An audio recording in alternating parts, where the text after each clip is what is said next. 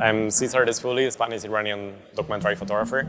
The project is called Passengers, and I started working on it in 2016. Over these 7 years, I had several publications of the project, and every one of them reached different audiences and had different impacts. One of the last publications I had was in collaboration with the Volkskrant newspaper.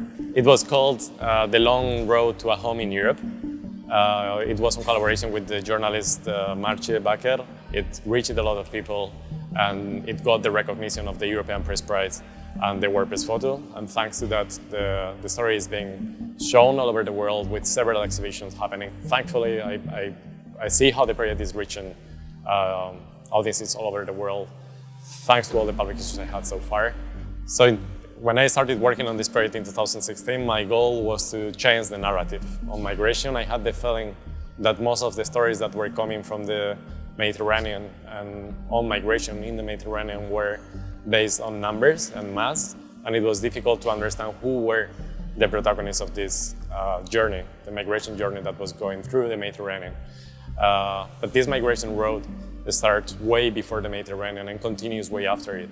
So my goal was, again, to change the visual narrative of migration, and that's why I decided to focus on individuals, on those, in this case, 118 people who were on board of that boat rescued in August 2016.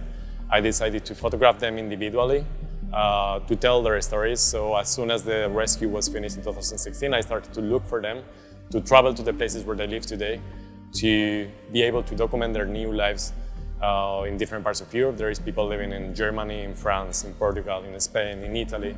And it was very important for me to be able to share those stories in order to build empathy towards the people who migrate. Because again, I have the feeling that migration has been covered very superficially along these years, and there was a need to tell this story in a more human way.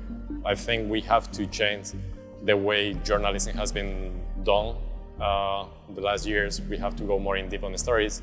I believe that long-term projects are the best way to address any subject.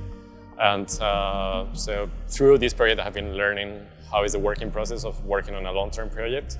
And that's what I'm gonna try to apply to every new story I will work from now on.